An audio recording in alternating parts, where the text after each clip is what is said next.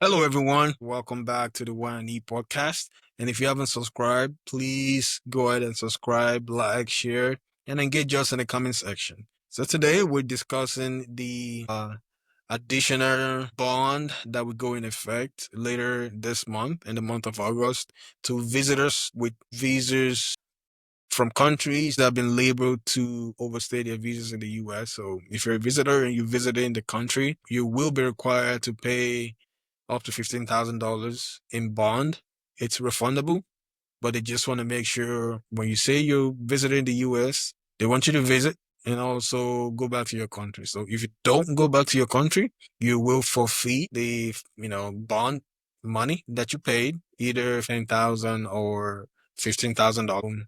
The list of the names of the countries that will be impacted will be released in the next week or so. We don't know specifically those countries that are on there, but we can only speculate and say these are the countries that are going to be affected. I do know that this bond will not affect countries that are already on the visa waiver program. Countries like Mexico, countries like Canada, and some other countries in Asia, they will not be affected. Again, this is going to impact predominantly African countries, so it will restrict people from African countries where they don't really have the resources to visit the US, or they can't afford to pay the bond fee. And if they can't afford to come to the US, I'm sure there are other countries that will be welcoming to them, even though a lot of countries now are tightening their visa process and immigration process. So this is another thing that the Trump administration is looking to put in place starting in August that will stop visa overstay. The goal is to reduce the number of visa overstays by having visitors deposit this amount of money as bond, and they can forfeit it if they overstay their visas. But if they don't overstay their visas, it can be refunded. It is refundable, and they will be refunded. So what do you think about this potential visa changes? For me, I just think it looks like it's a way to keep people from lower social strata or people that really do not have a lot of money. I think it's a way to keep them away from this place because I'm sure a lot of people in Nigeria, a lot of people in Zambia that they are targeting, Malawi, Zambia for now that they are targeting. I don't think a lot of people have a $15,000. I think this is just a way to stop poor people from coming into the US. I think this is a way just to allow people that are well off to come into the US because, like I said, a lot of people do not have that money laying around. We know how tedious and how expensive it can be to apply for US visa. You travel several times to the embassy and all of that stuff. Then they will have you deposit $15,000. This is not like a case of proof of funds that you can just cook up. No, this one you have to physically deposit the money into the account, and I think by the time you stamp out of US, they will refund it to you. And this is also in addition to $250 visa fee that they are charging again, that they are charging. But the question is, if somebody is able to come up with this amount, is this going to make somebody to stamp out? Is this going to stop overstaying? Because for me, I don't think that this is going to make people leave the country. I don't think this is going to stop overstaying of visa because let's face it, once you have the opportunity to come into this place, I know a lot of people will not want to leave. They would rather stay in the US and start, looking for legal status than to go back out, and then each time you will try to come in, you pay up to $15,000, and then um, just for maybe maximum of 6 months stay, which you can extend, but it's not a guarantee that they will allow it. Like I said, it looks like this is just to encourage the rich folks to be coming into the US. A lot of poor people do not have $15,000 laying around. But I think they are calling it a pilot program, so which means they just want to try it. Just basically throwing everything on the wall and see what sticks. But we'll see. Only time will tell. I think this is scheduled to run from August 20th of this year to August 5th of next year. So we'll see. But for me, I'm not the biggest fan of this. It's just to encourage the rich people to come into the US and actually leave people that really need help out of the United States. I think that is what it is. So let me act as a devil's advocate for a minute. If you're saying you're visiting the US, are you coming to get some help? You're coming to spend money. So if you're truly saying you're visiting the US, then paying extra $15,000 shouldn't be a problem. I understand that not everyone will be able to afford that extra $15,000 laying around somewhere. Not everybody can afford it. They're essentially, eliminating people from coming into the country. So if you can't afford the $15,000, then you have to go somewhere else for vacation. Ideally, if you're saying you're visiting a country, you don't need to be a millionaire to travel. You don't need to be a billionaire to travel. As long as you have the minimum requirements, yeah, you should be able to go to wherever you want. But if you look at it, a lot of visas for most Africans to European nations or to some other countries out there is very stringent because they ask them for too much. They pay a lot of money in visa application fees. They pay a lot of money in to buy their plane ticket.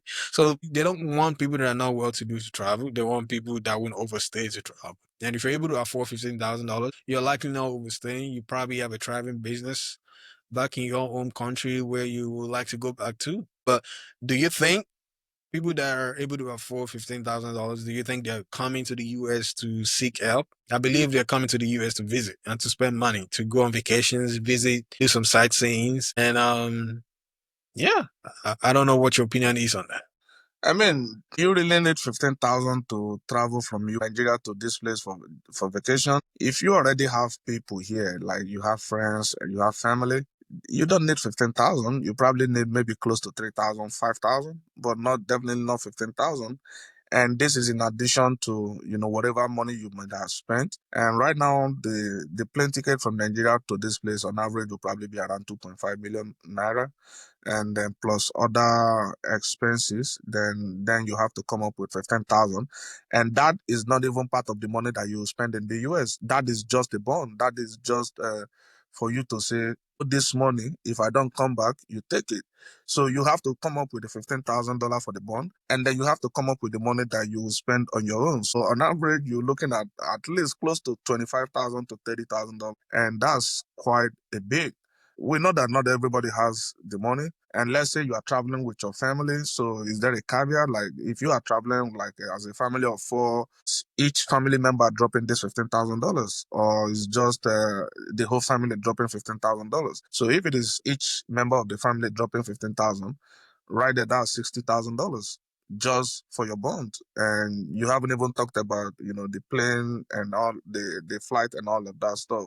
But I also understand that they are trying to curb overstaying. I think they say this is only going to be applicable to countries that they've identified that, that overstays their visa. For now, I think they are focused on Malawi and Zambia. Maybe those are the two countries that overstays their visa. But is this going to be like a template for the rest of the developing economies, to discourage them from coming to the US? And like I said, I don't see this, curbing the visa overstay, because anybody that is desperate to come to America to find a better life will probably look for a way to come up with this money, and it wouldn't be a thing for them.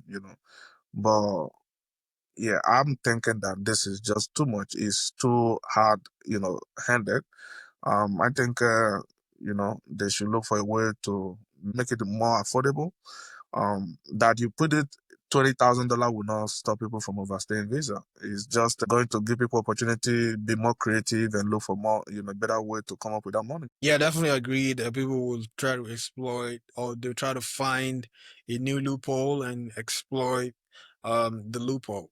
Like I said, if you're able to put that kind of money down, for example, if you're a family of four and they're saying we don't know if it's gonna be uh 15K bond per person or 15K per family. So if you're a family of four and you have $60,000, you rather go somewhere else. You rather invest that money in something else. Yeah, if I had $60,000, I wouldn't put it on traveling to the US and living it as a bond to be able to visit and go back to my home country. I'd rather go somewhere else. Their visa isn't too difficult to get, and which will cost me less money. And one thing I also want to bring up now that we're talking about money to travel, as a family of four, do you think $15,000 is enough to travel to Nigeria? If you're going on a vacation to Nigeria, do you think $15,000? After your ticket and all of that stuff, just your pocket money? I'll say, let's say pocket money now, and then let's look at it as inclusive with the pocket money and also the flight ticket and whatever you have to get. Fifteen The thousand flight dollars, ticket, with a a good flight budget ticket, for a a family family of of four, four. it may not be, it may not be, it may not be enough, but it depends on the age of the children. Do they require seats? If they are of age that you need a seat for them, it's definitely not going to cut it, because for 4 seats at least, if it's too cheap, you'll probably be spending at least $5,000 to $6,000 for 4 seats, which return and transportation and all of that stuff. Yeah, you probably won't cut it. Yeah, I don't know if you're trying to get a first class ticket, but I think K or yeah, 15K should be enough. How much are you gonna be spending? Are you gonna be spending a million naira every day to eat, or yeah? I know Well, things are expensive over well, I there, but I think uh, still think I think I made mistake. I made mistake. I did not ask you how long the person intend to stay, because that would also be a factor. If you intend yeah. to Let's stay say there about a 1 month, week to yeah, two definitely. weeks. Well, a week, yeah, but 2 weeks, I don't see that lasting you 2 weeks. Yeah, because as a family of four, you are not just by yourself. If you are by yourself, you can just move things around and just manage. But once it's a family with children, yeah, you are not managing anything. Your location will have to be top notch. Where you want to stay will have to be top notch if you don't have a house. Your transportation will have to be more than average or better than average. But if you are just by yourself, you could just be catching Molue, or be catching bus, or be catching Okada. But with your family, you can't do that. And the feeding and all of that stuff, you probably would need a security and all of that stuff with your children. But just by yourself, you probably wouldn't care too much. So yeah, it depends on how long you want to stay, and then it depends on the time of travel. Sometimes are more expensive with regards to tickets. So I wouldn't know, but I'm almost certain that $15,000 would not cut it for a family of four for 2 weeks. Yeah, $15,000 is a lot of money. Do you know how long I'm gonna have to work to save 15K to be able to take a family of four to Nigeria for a week or two? Man, that's a lot of money. That's a lot of money. But I'm sure, it's doable. Yeah, but maybe up to 20K. But man, things are really expensive, especially with a flight ticket. I'm sure flight ticket would definitely take half of it away. And then when you go, you buy things for people that are coming to visit you or people that you're visiting. So, yeah, maybe it won't be enough, but that's still a lot of money, just When for we a went to week's travel. Bahamas, yeah, when we went to Bahamas just, yeah, we didn't even spend, stay up to 4 days. I am sure we probably spend close to 5,000 to 6,000. And then, in fact, out of that 6,000, every Sunday days probably spent close to $700 to watch movies.